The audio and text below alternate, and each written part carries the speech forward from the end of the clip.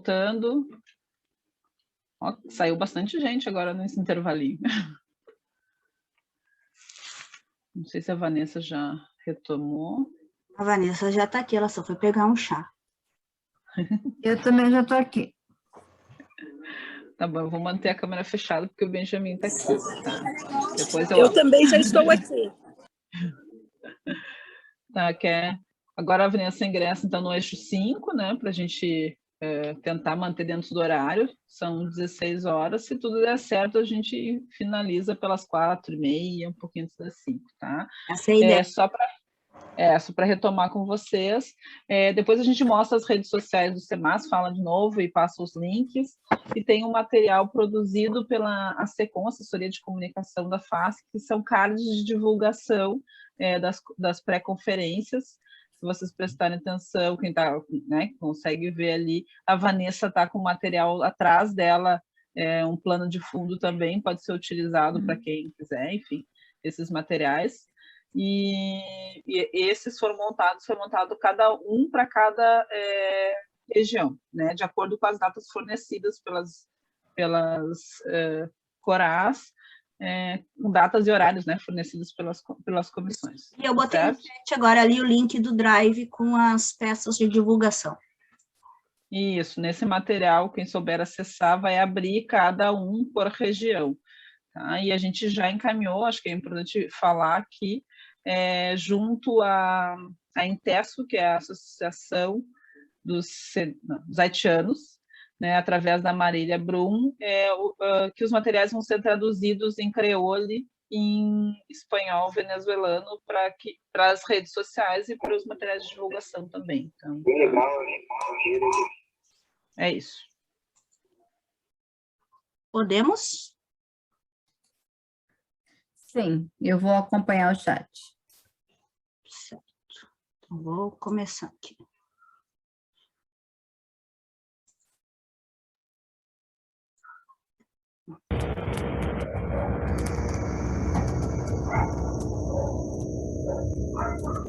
Aqui os microfones, gente, para cuidar, para fechar, por favor. Obrigada. Então, vamos lá, gente, peço um pouquinho mais de paciência, vamos para o último eixo, né, de hoje, que é o eixo 5, que é a atuação do SUAS em situação de calamidade pública e emergências, né? O que esse eixo nos traz, né? Ele vai trazendo os materiais do CNAS, ele vai trazer um documento que aborda as diretrizes para a atuação da política de assistência social em contextos de emergência socioassistencial, né? Que traz a questão da emergência socioassistencial. E hoje, o que traz principalmente, né? Essa questão de, deixa eu ver onde eu quero aqui, que são os novos usuários da assistência, principalmente, que era o que a gente já vinha conversando. A gente já estava adentrando no eixo, vocês conversando e eu pensando, eles já estão entrando no eixo, porque a gente está num contexto de calamidade pública, né, nessa questão de pandêmica. A gente está hoje, que a gente está num contexto de calamidade pública, porque a gente está constatando que a gente tem um número de aumento de famílias que está cessando, né, a política de assistência social, não só a política de assistência social, mas a política de saúde, políticas de trabalho e renda. Então, isso são os novos usuários da assistências, que são constituídos por pessoas idosas, desempregados, profissionais com vínculos instáveis, pessoas em situações de rua, migrantes, refugiados, mulheres, crianças em situação de violência, entre outros públicos, né, que vai impactar no acréscimo da demanda do SUAS, né, e com isso um acréscimo de oferecimento de serviços, de benefícios, nas seguranças, no apoio e no auxílio, o que vai ter a questão da sobrevivência pela aquisição de benefícios eventuais, e nas seguranças de renda e de acolhida, que vai rebater de novo naquela proposta, que tem um grupo que propõe a questão que se ampliem a questão do benefício do Bolsa Família. Que o Bolsa... Desculpa, não vi. De uma hora para outra. Ah, sim, tá, vai cair o mundo, vai ser terrível. Pessoal, por favor, feche os seus microfones. Microfone, o dela eu não consigo fechar. Senão eu já tinha fechado.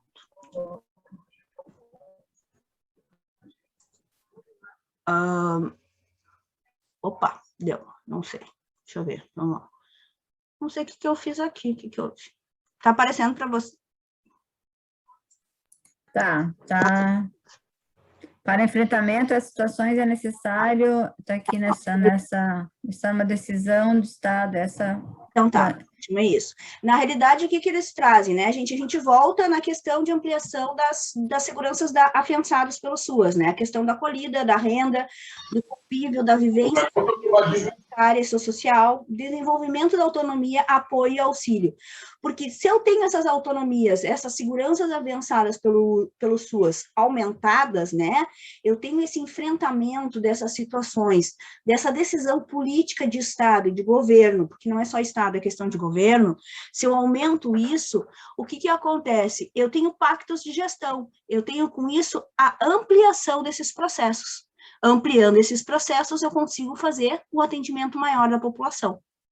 Então, com isso, eu consigo fazer esses 5 eixos, esses eixos estratégicos, que é de gestão, de vigilância socioassistencial, o trabalho social com famílias e indivíduos, os benefícios socioassistenciais, o acolhimento, articulação e intersetorialidade, que a gente vai desenvolver eles a partir das especificidades e competências nas 3 esferas de governo. É isso que a gente tem que pensar, não é algo só Porto Alegre, não é só do Estado e não é só federal, é algo que tem que ser das 3 esferas, né? Não pode, ele é descentralizado e precisa ser visto nas 3 esferas, através de atos, ou através de leis, ou através de programas, projetos, para que possa ser desenvolvidos. Porque hoje, olha o impacto aí, como a Doris mesmo falava antes, quantas pessoas perderam a pessoa que era o chefe de família, que era a pessoa que mantinha a sua família, que era a pessoa que era a renda principal, e que hoje não vai ter. Quantas pessoas vão ter que se reorganizar financeiramente? Né? Tiveram os gastos, quantas, além de perder o emprego, ainda tiveram perdas de familiares. Então, tudo isso. Então, essas situações de calamidades, isso é a atuação do SUAS em situação de emergência e situação de calamidade pública. Como pensar a autonomia, que esses usuários voltem a ter a sua autonomia, que esses usuários, através de benefícios socioassistenciais, emergenciais, e através de transferência de renda, eles possam estar retomando a sua autonomia. E para isso eu preciso da vigilância socioassistencial. Para isso eu preciso de uma gestão que possa pensar uma política de Estado. Para isso eu preciso de um trabalho social com famílias e indivíduos. Eu preciso ver o meu território, mas eu preciso também ver o meu Estado para poder estar incidindo. E preciso também exigir do governo federal. Eu preciso de uma articulação de intersetorialidade, para que realmente possa fazer sentido e que possa se estar assegurando. Porque eu não vou conseguir, através de uma ação única, conseguir ações.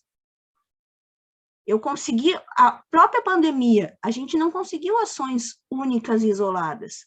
Foram ações que vieram a níveis de questões federais, estadual e municipal.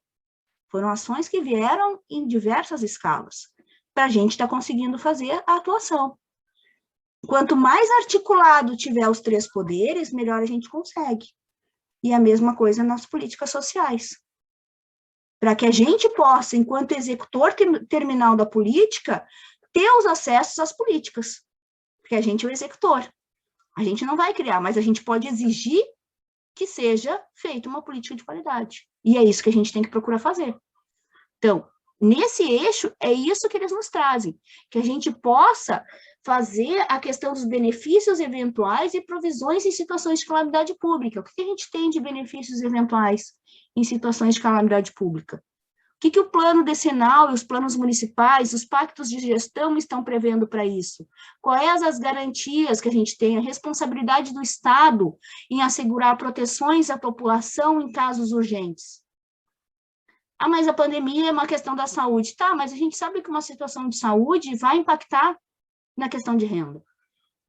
Impactou na questão de renda, vai impactar na questão da assistência. Então, isso nós temos que pensar, ela é intersetorial. Situações de calamidade pública vão ser intersetoriais. Nós precisamos pensar, quando se tem o gabinete da crise, como eles gostam de chamar, o gabinete da crise precisa ser intersetorial, ele não pode ser de uma política só. Ele precisa ser pensado nas diversas políticas, para assim poder se pensar como vai se ver esses benefícios que vão ser providos para a população nesse momento. E assim a gente tem que pensar como a gente vai estar pensando, como vai atender esses novos usuários que vão estar chegando, principalmente vão estar chegando. Porque a gente já tem, como a gente sabe, os antigos usuários que a gente atende, tem vários usuários represados que a gente não consegue atender e vai chegar mais novos usuários. E daí como é que a gente vai fazer? Isso que a gente tem que estar pensando e estar conversando, para fazer, ampliando e realizando as seguranças avançadas pelo SUAS. Isso que nos traz esse último eixo. Esse último eixo, ele vai trazer prioritariamente que a gente possa fazer efetivamente essas seguranças. Então, que daí, dessa forma, o trabalho socioassistencial desenvolvido com essas famílias e comunidades, ele vai ultrapassar a dimensão primeira do atendimento imediato, que o usuário vai chegar ali pelo atendimento inicial. É aquela situação, eu estou com fome, eu preciso saciar a fome. E depois nós vamos vendo as questões para ver a questão de oferta de serviços, programas, projetos, para fortalecer a questão da autonomia do usuário no território. Então, essas questões de sobrevivência durante e após a situação de emergência. É isso que nos traz esse eixo. E é isso que vocês têm que trabalhar com o usuário, que é as necessidades fundamentais e os serviços básicos e garantias que serão oferecidas e ofertadas aos usuários em situações de emergências. Então, essas são as necessidades. Isso deve ser falado. E lembrando sempre que quem mais foi afetado nessa pandemia foram as mulheres negras, né? As pessoas que estão desempregadas, né? Então, o Covid, ele está afetando mais as mulheres do que os homens na América Latina. Então, há uma desigualdade já e uma desigualdade de gênero. Então, isso nós temos que estar pensando. E como nós vamos estar abordando isso com o nosso usuário? Porque precisa também ser abordado. A gente sabe que a maioria das nossas mulheres, dos nossos usuários, são mulheres que são chefiadas, as famílias são chefiadas por mulheres, então isso nós também devemos estar pensando nessa proposta. Acho que para esse eixo, assim, para a gente começar o debate, seria isso.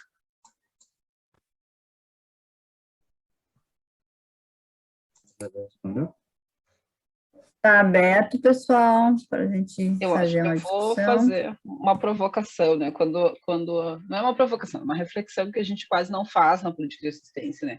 Quando se traz os dados em relação ao Covid, fica a todo momento, não só aqui, trazendo a Vanessa, mas em outros momentos que eu já participei, este dado importante, né, de que as pessoas mais atingidas são mulheres negras, o recorte racial precisa ser delimitado, né? E mesmo que a gente tenha escutado em alguns momentos de que a pandemia atingiu a todo mundo de forma igualitária, isso não é verdade. No início da pandemia, os dados de quem estava morrendo, quem estava sendo contaminado, não tinham recorte de raça, e gênero já tinha, mas não tinha recorte de raça e etnia. E por força dos movimentos sociais negros, foi trazido e foi identificado, né, essa questão da raça. Por que isso não vem, né? Em diversos momentos não vem porque vem um discurso junto que isso seria racismo, que mostrar esses dados é racismo, mas não, a política de assistência social, ela trabalha, né, nas questões de equidade, a gente precisa ter nítido quem são as pessoas atingidas, e esse quem são não é só a questão de gênero e de renda que nos baliza, né? Precisamos ter nítido que outras questões, como raciais, são extremamente básicas para poder discutir a política de assistência. Por exemplo, população em situação de rua, de acordo com o CAD único, abril de 2020, mais de 70% são homens negros. né, no Brasil todo.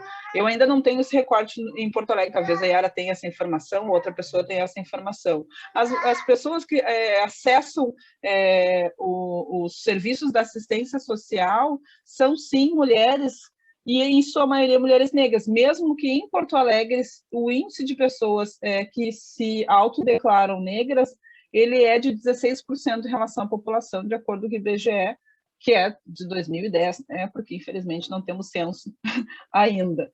Então, para a gente poder entender o que isso incide nas famílias, né, de que forma incide, e poder trazer isso para a discussão em relação às calamidades. Quem são as pessoas que são... E a calamidade não é só a pandemia, né, é importante sempre lembrar isso. Porto Alegre é uma cidade que é atingida por calamidades todo ano, né? Todo ano tem enchente, todo ano tem incêndio, todo ano tem algum lugar que desmorona, mas principalmente os atingidos por enchente, a região das ilhas, e hoje a gente está contando com essa região também participando aqui, todo ano a gente sabe que um período vai acontecer, e até o momento ações emergenciais são realizadas, mas de fato ações dentro da política de assistência, um serviço específico, né, como prevê a política, ainda não existe. E acaba, com a pandemia, como a Vanessa trouxe bem, acabou super, né, não é super lotando, super demanda, né, para os profissionais da assistência, né, super de tudo, né, de atendimento de saúde, de orientação bancária, de mexer no aplicativo, de ter que carregar a cesta básica, de ter que fazer de tudo um pouco, ou seja, essa demanda se extrapolou para os serviços e equipamentos e projetos e programas que hoje existem, ou seja, por que não se criar ou por que não se modificar algumas ações? Isso também é para a gente poder discutir. Acho que é isso.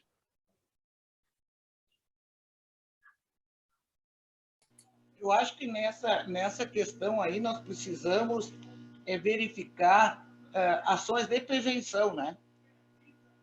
Ações de prevenção, né? Porque eles demandam, no orçamento, eles colocam recurso para defesa civil, né? Mas não especificam, e é bastante recurso, e não especificam quais são os atendimentos, o que concerne, o que vai ser feito em relação a cada uma das calamidades, entende? Porque, senão, a defesa civil só se resume em colchão e cesta básica, né? E a gente precisa de alguma coisa planejada, tipo assim, se acontecer esse tipo de calamidade, as ações terão que ser essas, quer dizer, programadas, planejadas, porque senão sai cada um de um lado, porque a mídia vem para cima, e daí todo mundo quer aparecer, e não existe alguma coisa planejada que realmente resolva a questão do momento, mas também questão futura. Porque não adianta nada tu ir ali, dar um colchão, uma cesta básica para, digamos, para quem perdeu a casa, mas não existe uma continuidade no sentido de daqui a pouco dar uma outra casa, uma outra possibilidade. Quem perdeu os móveis numa enchente, que nem isso todos os anos, por exemplo, acontece na ilha. Quer dizer, as ações de prevenção em relação a isso, e quais são os passos. Quer dizer, nós precisamos de determinados projetos estabelecidos para as diversas calamidades continuadas que existem. Porque a questão de área de risco acontece sempre, enchente acontece sempre. A única novidade foi a pandemia, que pegou o mundo inteiro, tá? Mas, de resto, as nossas calamidades locais, elas acontecem todos os anos.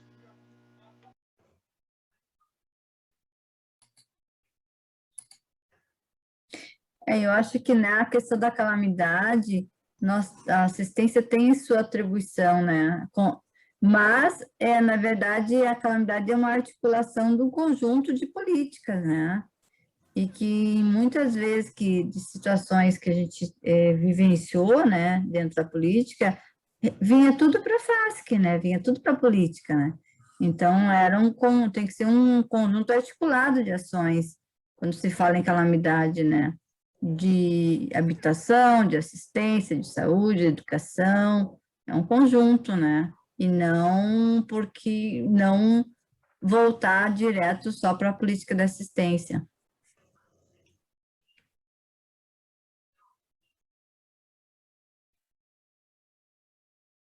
É aquilo, né, de uma política só não dá conta, né?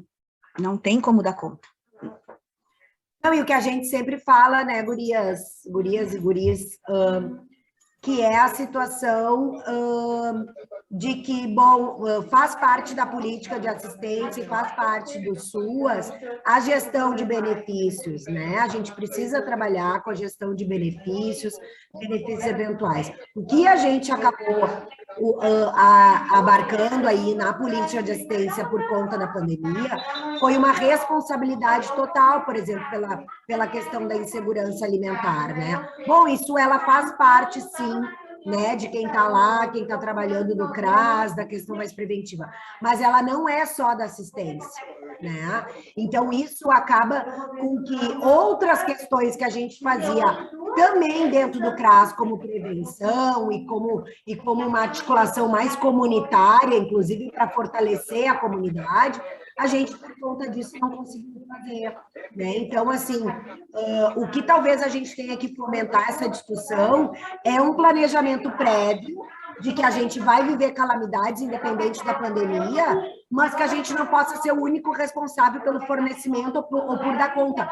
Porque hoje tu trabalhar com a fome das pessoas é algo subhumano para os trabalhadores, porque quem chega com fome, ponto, são necessidades humanas, né? A gente não pode, não deve avaliar, né? Só que por conta de ser um espaço que também promove outras questões, bom, em algum momento vai ter outros recortes para o fornecimento, principalmente quando os recursos vêm diminuindo, né? Então, assim, não dá para ser nem 8 nem 80. A assistência não pode ficar responsável pela insegurança alimentar do município, né? Assim como eu não acho que a gente tenha que ter responsabilidade por exemplo, das políticas populares de habitação, né? O DEMAB hoje ele está completamente o desmonte foi total e a gente acabou assumindo aí que a gente chama hoje de auxílio moradia, mas que é o antigo aluguel social. Ok, precisamos ter esse benefício eventual para o acompanhamento das nossas famílias, sem dúvida nenhuma, mas a gente, enquanto assistência social, não pode ser responsável por uma política de habitação popular, né, que bem a Fátima trouxe lá no eixo 4, né, sobre essa questão aí da habitação e da habitação aí de todas as questões insalubres e péssimas condições na qual as pessoas estão nessa condição, né? Então, eu acho que é fundamental a gente provocar essa reflexão, né? Não é nosso de total, é nosso em parte, né? Porque a gente vai trabalhar com gestão do benefício, isso faz parte do SUAS, mas não é total responsabilidade nossa em Porto Alegre. E aí eu tenho medo dessa discussão no momento em que fica 8 para o 80. E aí, não sendo nós, é de quem? E aí, não sendo de quem, como é que fica o usuário? Sabe? Eu acho que é uma grande preocupação. Até... plenamente concordo com a Simone, né? É isso mesmo. E também eu fico pensando, né? Eu estou lá no Conselho de Educação, aí a gente recebe... Vamos pegar um caso bem concreto, né? Pega uma creche comunitária que está pedindo registro lá no Conselho de Educação. Aí, quando tu analisa toda a documentação, tu percebe que, sim, ela precisa fazer educação infantil dentro das normas da educação infantil, mas ela tem que fazer também a assistência, né? Então, quando a gente fala cuidar e educar perpassa por isso, né? Não é só o cuidar da criança, mas é esse olhar para a família. Aí, quando tu olha para a família, tu precisa da saúde, né? Aí tu vai para a saúde e pronto, não tem apoio, tu precisa de uma assistência psicológica ou o que for, não tem. Essa questão que traz essa palavra tão bonita, né? Intersetorialidade, ela não acontece. Cada um fala no seu, e não pensa nesse. Então, quando a gente construiu ali a resolução do cuidar e educar, eu trouxe essas questões. Por quê? Porque enquanto a gente está num conselho, tu precisa de todos os conselhos. Tu precisa do SEMAS, tu precisa do CMDK, tu precisa do idoso. Esses conselhos é que tem que fazer a intersetorialidade acontecer. E como? Bom, se cada conselho tem o dever de levar as políticas para dentro do governo, e aí governo perpassa o prefeito, é política de governo e não política de partido, né? Então, a gente percebe que essas questões estão totalmente caminhando uma para cada lado, que nem crioulo doido, né? Pula para cá, pula para lá, pula para cá, pra lá. Desculpa a expressão, porque é incorreta, mas é bem essa situação que a gente se sente, né? Jogando em todas as frentes, mas sem conseguir conectar uma na outra. Então, as instituições hoje que estão prestando serviço para educação e assistência, elas estão cada vez ampliando mais, começando lá na educação infantil. Aí tu vê que a criança chegou dos 6 aos 14, tu começa a atender a família ali. Aí tu vê que foi para o trabalho educativo, aí tu continua, aí tu chama a família. Então, uma instituição que atende todos os programas de assistência e educação, ela também está segmentada e longe da saúde. E isso precisa, essa intersetorialidade é fundamental. E como construir isso? É uma demanda antiga também das nossas conferências, que a intersetorialidade ela se concretize no fazer. Eu não vou entregar a cesta básica porque é da segurança alimentar. Não, a segurança alimentar tem que estar junto. O cara lá perdeu a casa, é do antigo DEMAB. Não, tem que estar junto. Então, coisas que precisam se entrelaçar, né? E é isso que nós não estamos conseguindo construir. Né? Eu acho isso muito complicado que tu falasse, Simone, exatamente, tá? Concordo plenamente.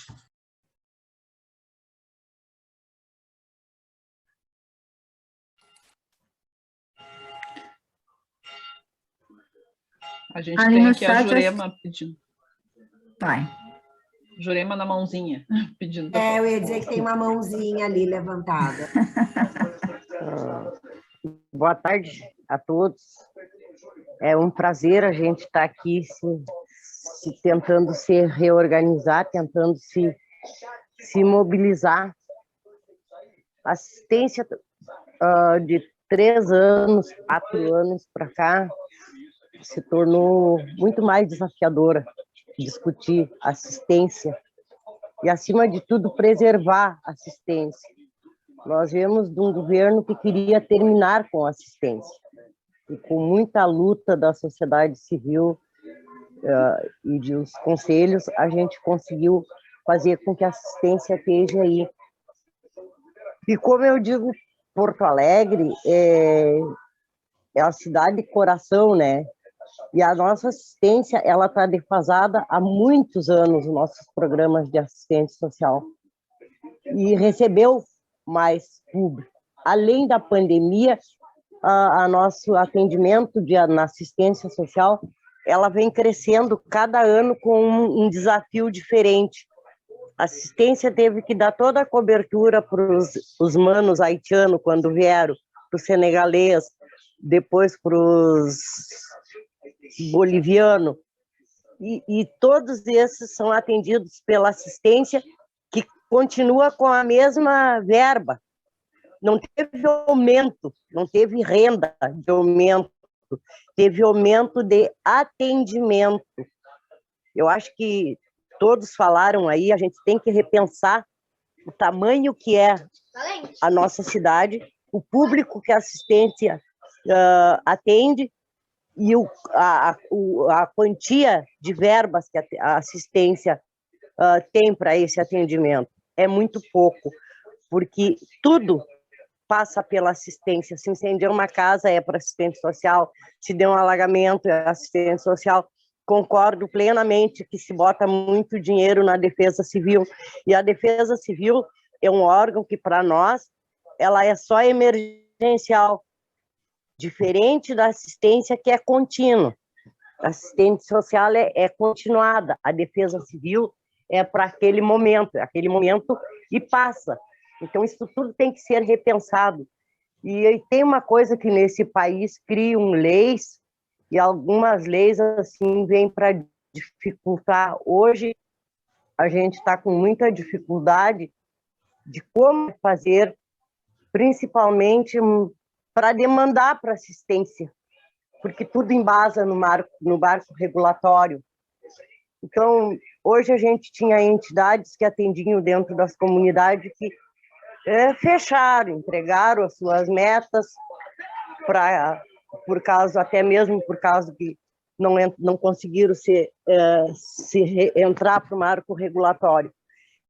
E com isso aumentou também o atendimento maior da assistência, porque essa meninada que estavam lá na instituição, que tinha alimentação, que tinha o café, hoje eles estão em casa. Então, aquela família que tinha uma cesta básica, hoje ela precisa de 2 cestas básicas, porque aquela criança que se alimentava na instituição, ele está em casa. Então, isso nos preocupa muito. Eu acho também que a gente faz uma coisa que é bem coisa de nós brasileiros. Fizemos a conferência, botamos as propostas e não fiscalizamos, não cobramos durante todo o tempo que elas sejam cumpridas. E como foi dito aí, elas ficam engavetadas. Tem coisas que a gente botou na conferência passada e que nós já estamos entrando noutra conferência e que aquelas não foram cumpridas. Então, não se cumpriu o que tinha lá e a gente está aqui de novo tentando se reerguer. Essa pandemia aí trouxe muito problema. Problema na moradia, problema na assistência, problema na saúde, os postos de saúde também ficou maior o atendimento, e os governos, está tudo bem. Seja o federal, estadual, municipal, para eles está tudo bem. Eles acham que o nosso CRAS aqui, vou falar aqui o nosso, que dá para mandar 200 cestas básicas para 8.000 famílias que tem aqui. É muito pouco, gente. É muito pouco, isso é um transtorno. Mas salve-se, graças a Deus que existe. E por isso é que eu, Jurema, sou uma pessoa que sou apaixonada pela assistência social, sou até suspeita de falar, porque faço muita defesa, por isso briguei muito, muito, muito, muito, que eu queria estar dentro dessa conferência, não queria ficar de fora, porque isso é uma defesa para a sociedade, é um direito que a sociedade tem. Não está às mil maravilhas, como eu digo, mas não é por quem está na ponta, é por quem está lá em cima. Então, a gente tem que fazer que isso seja melhorado. Funcionários mal remunerados. Quantos anos faz que não se tem aumento de renda para repasse para os funcionários? Faz muitos anos, está defasado, estão trabalhando mesmo com coração. Tem CRAS aí e tem pessoas que estão atendendo que nem um carro tem. Tem que esperar que alguém chegue e empreste um carro ou sai com seu carro próprio para fazer um atendimento. Olha o preço da gasolina. Então, isso tudo tem que ser repensado. Essa é a minha contribuição, dizer para vocês que sou parceira, vou fazer o possível. É um desafio fazer uma conferência através de live, porque, como vocês viram, hoje foi uma dificuldade para entrar, minha internet cai toda hora, mas vamos lá, estamos juntos, e eu acho que se todo mundo se juntar, a gente consegue fazer uma coisa bonita. E mostrar que Porto Alegre não está morto naquilo que se acredita. Isso aí, Obrigada Juliana. a todos. Isso aí. Contamos a verdade, é um processo desafiador, né? Isso que nós estamos vivendo, mas eu acho que a gente se reconstrói e somos criativos, né? Nesse sentido. Está inscrito a Clarissa Baldini. Estão me ouvindo bem? Sim. Estão me ouvindo? Na verdade, assim, vocês trazendo um pouco disso, né, Elaine trouxe a intersetorialidade, né, que eu acho, assim, a gente não está sozinho, mas, ao mesmo tempo, a gente acaba andando sozinho, né, eu trago um pouco do exemplo do nosso dia a dia, de rede, praticamente é uma reunião feita da assistência, micro-rede, praticamente assistência. A gente da assistência, não acho que nós estamos atrasadas, né? A política, né? Eu acho que a política da assistência social, ela debate, ela tem espaço para isso, para debater, ela garante o espaço na micro-rede, garante o espaço na rede, né? Falta realmente as outras políticas garantirem isso, né? E enquanto a gente fica aqui discutindo de que é importante essa intersetorialidade, nós estamos pensando e debatendo sozinhas, né? Sozinhas e sozinhos, né? Sozinha, eu digo a política. Essa semana eu entrei em contato com um posto, porque eu entendo e nós sabemos, todas nós entendemos que é importante a gente fazer esse, né, articular essa rede. A gente fez contato com um posto e eu pedi, enfim, contato com uma enfermeira, e eu ouvi alguém dizendo, é a Clarissa do CRAS. E aí eu só vi ai, não, o CRAS, sabe? Então, assim, eu pensei, nossa, é constrangedor, porque a gente sabe a importância que é fazer contato com a rede de serviços, mas, ao mesmo tempo, a gente sabe que a saúde, a educação não tem tempo, não tem entendimento, não tem esse espaço garantido para discutir, debater, né? Então, ao mesmo tempo que a política da assistência não pode assumir sozinha, a gente anda sozinho no nosso dia a dia, né?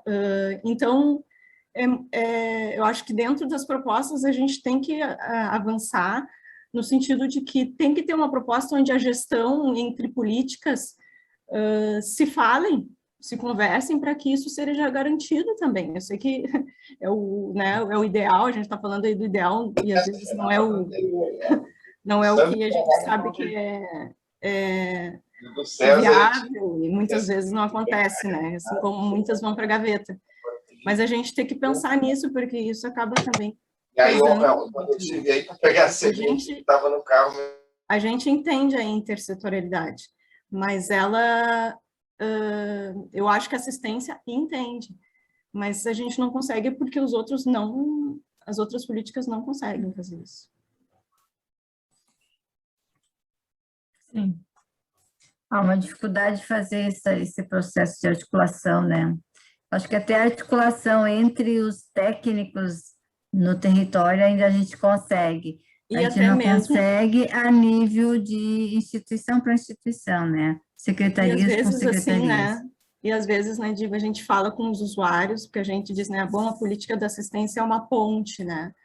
Uhum. E aí a gente fala, assim, dos usuários para eles acessarem a saúde, enfim, a gente explica, orienta. E aí a gente fala, mas nem nós conseguimos acessar, né? Eu falo, olha, tentem vocês entrar em contato com o posto, que eu também vou tentar, né? Às vezes porque vamos ver quem consegue primeiro, né? Então, é isso que eu digo, a gente é a ponte, né, dos usuários, mas nem nós temos ponte, né? Nem nós trabalhadores temos. Sim. Tem a Varna escrita, eu acho que depois dela só. Varna. Oi, boa tarde, Diva, tudo bom? Tudo bem? Não, primeiro dizer que eu não posso abrir a minha câmera pela qualidade da minha internet, mas foi muito bom eu ter visto a Clarissa, né? Que eu há muito tempo não sabia nada dela, muito bom ouvir ela e até eu quero retomar, ter o contato dela. Mas a Clarissa falou uma coisa que, entre aspas, me acertou, né? Porque eu vou dar um relato rápido. Segunda-feira de tarde a gente fez junto com o técnico referência do CRAS Sul, como é que a gente diz, a reunião prévia, a roda de conversa prévia, né, para pré-conferência com os indígenas do Morro do Osso, né. E aí apareceu uma questão que já vem aparecendo em outras conferências, até foram eles, né, que trouxeram de novo, a questão de cursos técnicos, o acesso a cursos técnicos, o acesso a transporte também para acessar esses tipos de curso, porque às vezes é muito distante. E confesso que eu fiquei assim um pouco perdida, porque eu me lembro de uma das conferências de a gente ter discutido, e bom, mas isso é da política de educação, né? Então, tem coisas assim que a gente sabe que até para relatar, né? Às vezes a gente fica um pouco confuso, né? Mas é bem importante isso que a Clarissa trouxe, né? Dessa questão da intersetorialidade, né? Que isso, na verdade, eu acho que é uma coisa que pode potencializar as nossas ações com os usuários, né? Eu sei que isso é difícil, né? Porque a gente trabalha bastante com os CRAs, né? A gente é de assessoramento, mas a gente, por exemplo, nem sabe tudo também, né? Que é possível. A gente cada dia aprende um pouquinho junto, né? Mas estou falando assim de entidade, né? Mas de outros setores, eu acho que isso é bem importante, né? E coisas assim, às vezes, que aparecem no dia a dia, né? Que os indígenas pedem, e não só os indígenas, né? Mas os outros também, os outros usuários, né? Mas ali me veio bem concreto um exemplo, e a gente fica pensando como é que encaminha, porque a gente sabe que isso não... até houve uma discussão em algum momento, eu não consigo lembrar em qual, né? Mas de que não seria, por exemplo, da política, mas me lembro também de outras conferências que vinha no relatório, assim, demandas para outras políticas, né? Eu me lembro que nos relatórios era colocado isso, mas ao mesmo tempo, tudo bem, é apontado, mas como é que articula, né, para levar adiante, né, um pouco isso.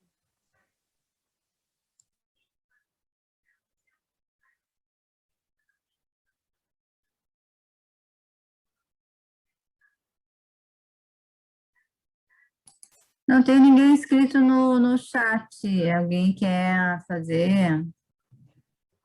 falar? Quer?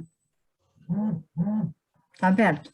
Acho que uma coisa também que dificulta, não sei como é que está agora Porto Alegre, mas quando eu estava na residência, uma coisa que dificultava são as questões das regiões, né, gente? A saúde é dividida de uma forma e a assistência é dividida de outra. Eu me lembro de eu fiz a minha residência no Jardim Itu, ali com a Lúcia, né, de preceptora, e dependendo da rua, eu tinha que entrar em contato com um CRAS. Dependendo da rua, eu entrava em contato com outro CRAS. E isso dificulta muito tu trabalhar interdisciplinarmente, intersetorialmente. Eu acho que isso é uma questão muito séria, porque fica difícil, né? Porque daí a saúde está dividida de um jeito, a assistência está dividida de outro e a educação estava dividida de outra. Então, acho que isso também é uma questão que daí já dificulta mais ainda, assim, esse processo de conseguir fluir Já é difícil, né, Clarissa? Que tem uns profissionais que não querem, é bem isso que você falou, não querem. Eu acho que é de todos os lados, tanto do pessoal da saúde quanto de todos os lados, e já tem esse dificultador, porque se pelo menos tu conseguisse ter todas as regiões iguais, tu, por exemplo, alinhar as reuniões, tu poderia alinhar as reuniões que se tinha, e daí tu consegue, tô eu aqui divagando no mundo ideal, né? Estamos no mundo ideal aqui, aquela coisa, entre o ideal e o real, a gente sabe que tem um mar aí nesse mundo, né? Mas já seria uma situação, acho que para se pensar, né? Acho que é uma situação para se pensar em Porto Alegre, que talvez essa questão das regiões de serem as mesmas, né? Não sei, estou aqui pensando e não sei, Diva, se alguém quer mais contribuir alguma coisa, a gente se caminha para encerramento. Eu acho que só pontuar quando tu diz, né? Às vezes a gente não tem várias possibilidades disso das regiões da saúde e da assistência serem diferentes, a região da educação também. Não sei se todo mundo sabe, né? A educação, a cidade é dividida em 4 regiões, 4 grandes regiões, tá? Na saúde eu não lembro, e na assistência são 17, né? Então, assim, essa discussão também vem há algum tempo, mas em nenhum momento ela se consegue fazer a nível municipal essa junção, né?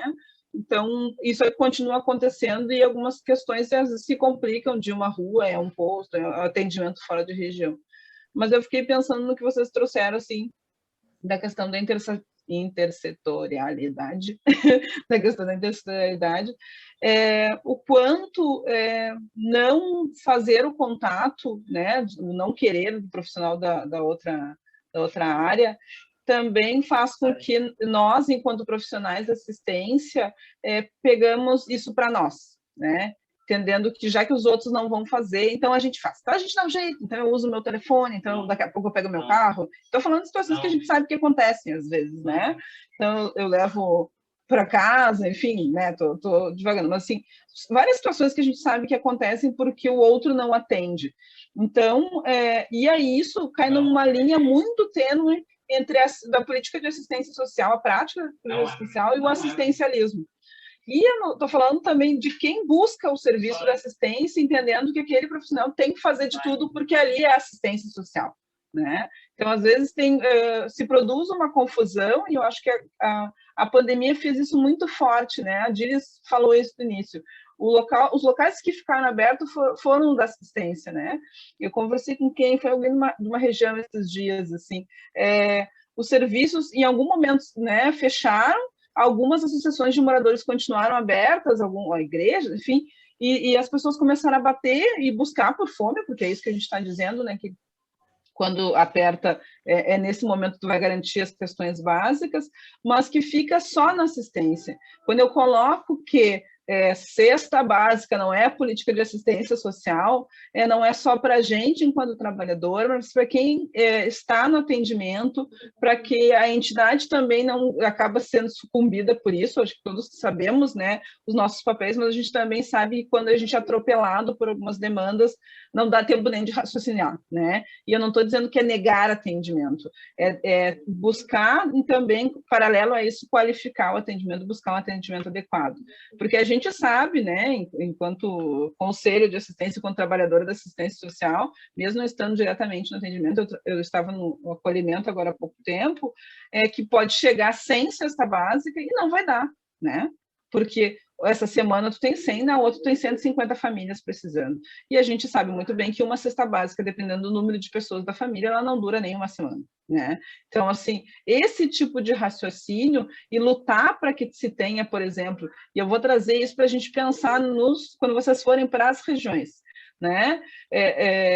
Lutar para que tenha mais cesta básica é o que a gente realmente quer? É só isso?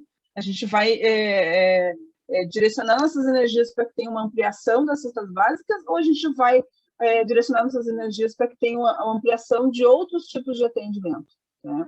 A cesta básica é importante, acho que para mim é o que eu falei, né, Doris, a questão da gestão do benefício, né? A gestão do benefício, ela faz parte, né, da assistência, mas ela não é só da assistência e não é só para a assistência, né? Então, acho que esse debate a gente tem que provocar, né, nos trabalhadores, então, nos usuários, porque é isso, porque as pessoas acabaram tomando para si, isso foi uma crueldade para a classe trabalhadora, que a Clá traz isso muito nas nossas discussões, a Clarissa, nós viramos essenciais, inclusive, para dizer não para os usuários, né?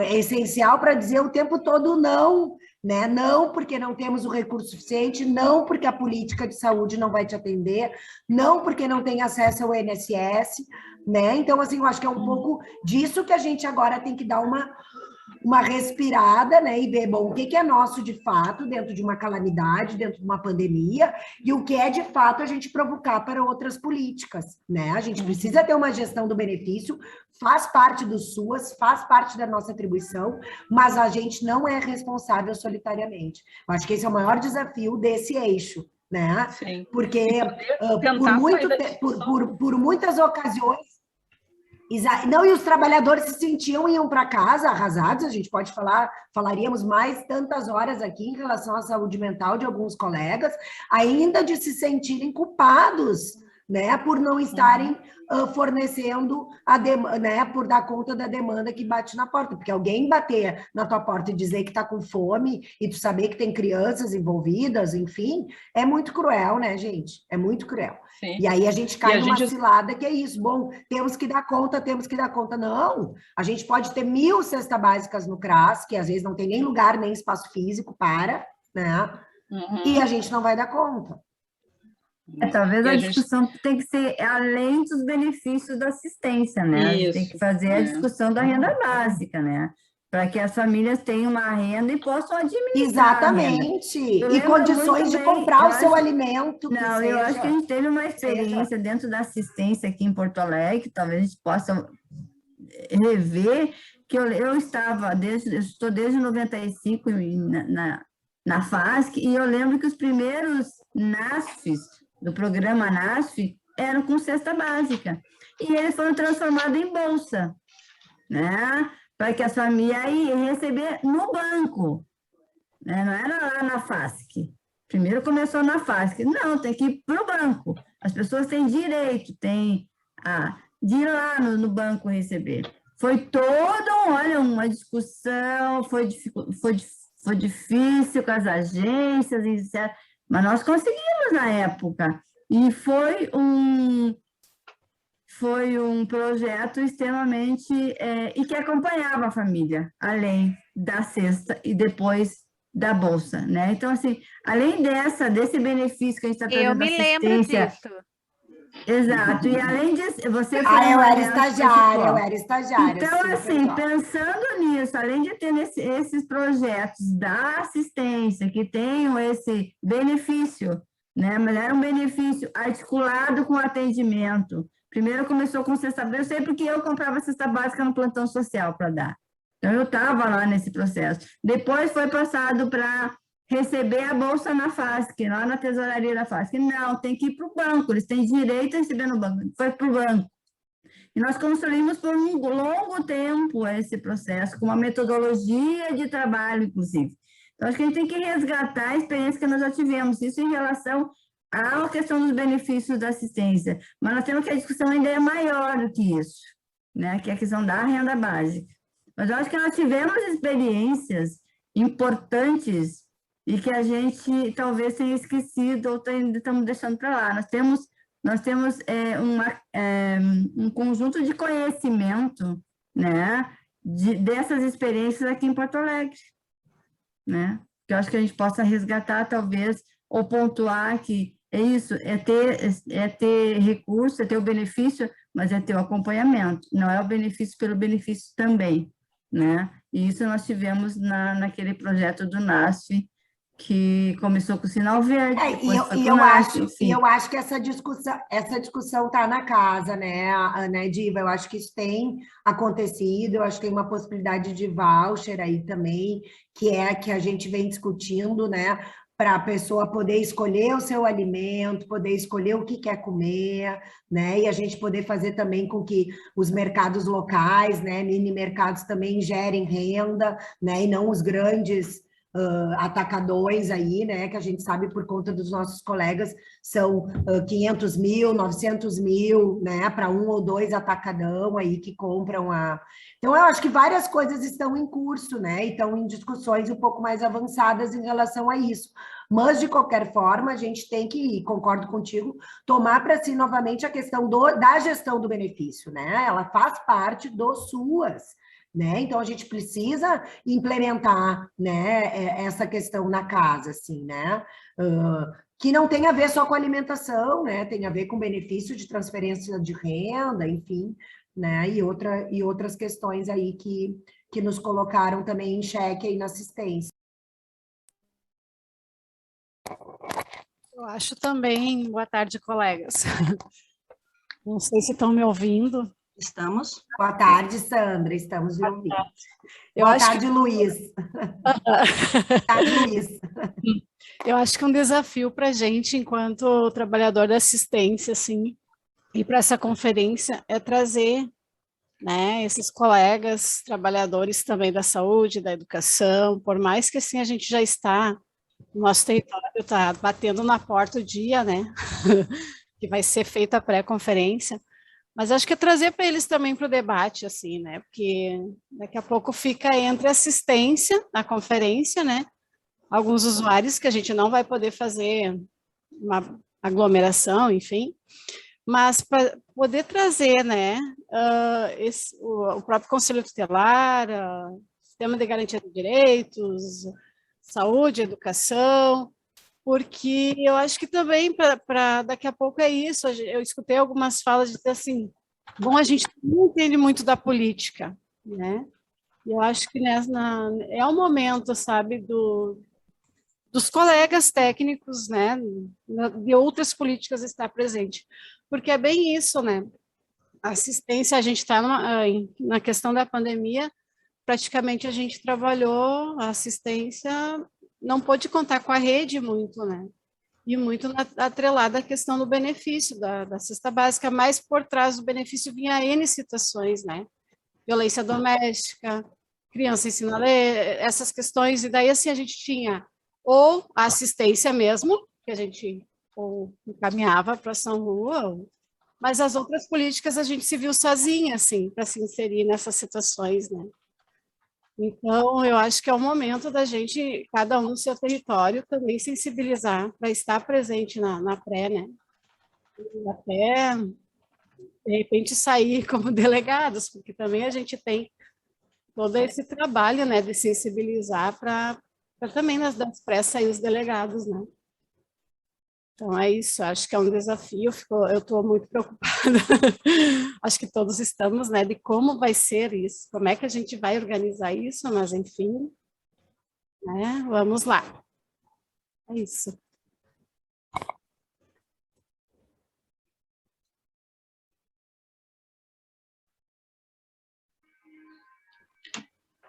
Eu entendo que seja isso, né, gente? A gente está chegando às 5 da tarde, é o horário combinado, como diz a Vanessa, talvez ela sobrando tempo, a gente conseguiu esticar um pouquinho mais a discussão. Quem se sentir à vontade de precisar sair, pode sair. Nós vamos dar só uns informes finais, né?